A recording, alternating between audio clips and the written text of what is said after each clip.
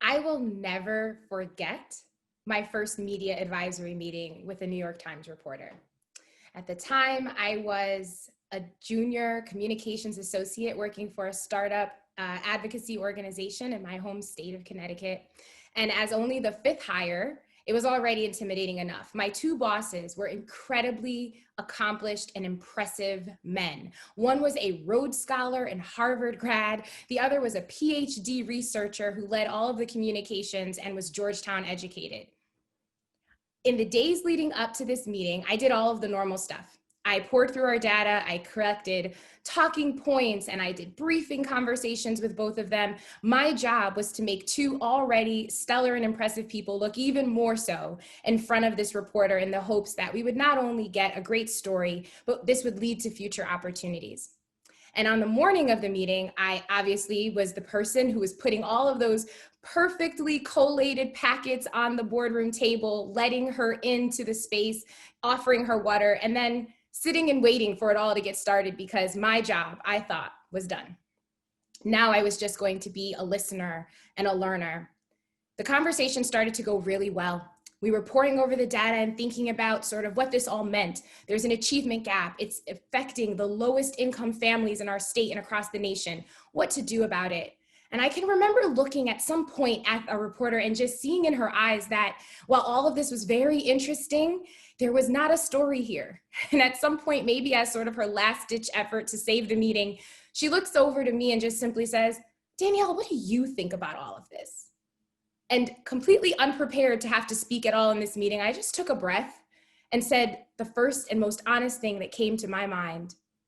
When I look at all of these numbers, I remember that there's a name behind every single one. I was one of these names. My cousins are these names. The friends and family who still have kids in these very underperforming schools, they are the names. And every time I remember that these are not just numbers, they're not just pie graphs and charts, they're people, it really reminds me of why I'm here and what I hope becomes true.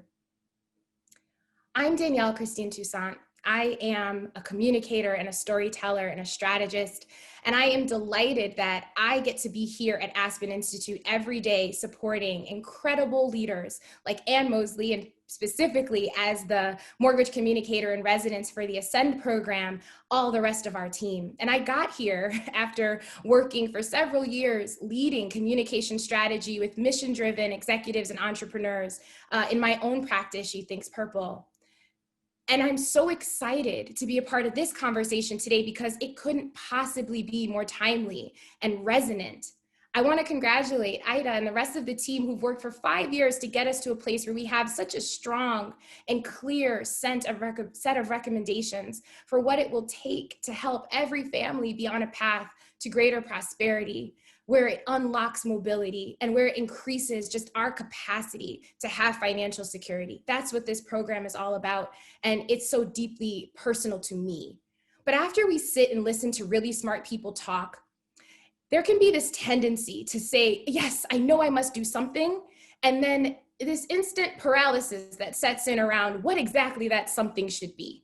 You see, we might see ourselves in the smallness of who we are in comparison to the bigness of these societal problems and simply just go back to doing whatever we think was good enough without really asking ourselves if there's a bigger bet out there for us to make.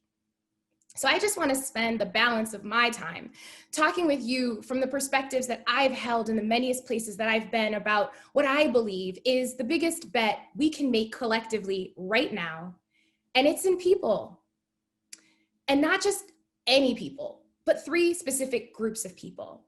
The first is on leaders themselves. And when I say this, I'm not talking about somebody else. I'm talking about you, the specific human that is sitting in your particular seat. You are the person that you need to bet on. There have been so many conversations, particularly in the past several months, that can feel so fraught. It seems sometimes like there's something that's up for grabs and we don't quite know what it is. It feels sometimes as though you have to have a qualification to be able to speak on building a more inclusive and diverse and an empowered environment. And I might imagine that for some of you, it feels like there's a referendum on your exact leadership just because of who you are and what you look like. So I want to be really specific. White leaders, men, women, and those who may not identify with lower income families and peoples and who have not walked that path, we still need you to be right where you are and to bet on yourself as leaders. We don't need you to get up from the table to make room for others. We simply need you to use your power to extend that table, to add more chairs, and to ensure that as you look around and engage with the other people at that table, there is full representation of our humanity. That every single voice is seen and is celebrated and is validated at every turn. You, being who you are, is more than enough to meet this moment. And we don't ask you to do it alone. I also believe it's very important for us to think about the room that I introduced you to, that I was in as a junior communications associate. You see, two white men who with a lot of power decided to simply share that space. And in so doing, opened up an opportunity for me to be seen and validated in my experience to help inform our larger strategy. It did lead to really incredible opportunities. That weekend, after the reporter left, she ran a story. And that story was called Owning Up to Failure. And in her column, she talked not just about the problem, but about our need to collectively own the responsibility we all shared for no longer holding up just the exceptions like myself, but looking at the greater majority and how we could work in the benefit for all. So it mattered that that power was shared, that the table was extended, that there was enough room for everyone. The next group of people that I want to invite you to bet on are the unlikely partners.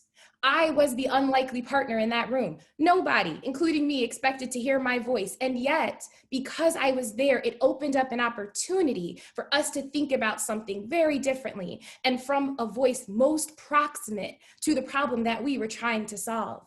So who in your organization are the unlikely partners that you need to bring into the room? It's often that we ask the people that we expect should have a solution what they think about a problem. But I want to ask us, what would it look like if we asked the people that we least expected to have a solution what they thought about the problems we were solving? We might open up opportunities that we've been missing all along because we choose to do something a little differently than we've always done it. And that's what happened in that conversation. And there are so many more people just like me sitting in your organizations that if you just turn to them and ask them what they think, might surprise you. The last group of people that I want to invite us to bet on are my peers. And this is not just a plug to ask you to hire more communications people in your financial institutions and policy circles, but I truly believe that it is important that we bet right now more than ever on the storytellers. And here's what I mean by that. Not in the sort of antiquated, sort of ancient knowledge storyteller holder of all communal things, but I truly mean this in the sense of the people that are willing to ask questions, to not just take numbers at face value, to remember that there are always names behind these numbers, to keep us focused and curious about how we can create a different type of solution for a different type of person simply because we account for the fullness of people in the complexity of their lives.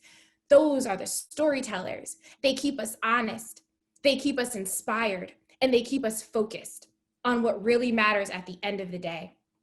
So you've heard an abundance of conversation, lots of voices, lots of perspectives, and I just want to ask you, are you willing to make the big bet?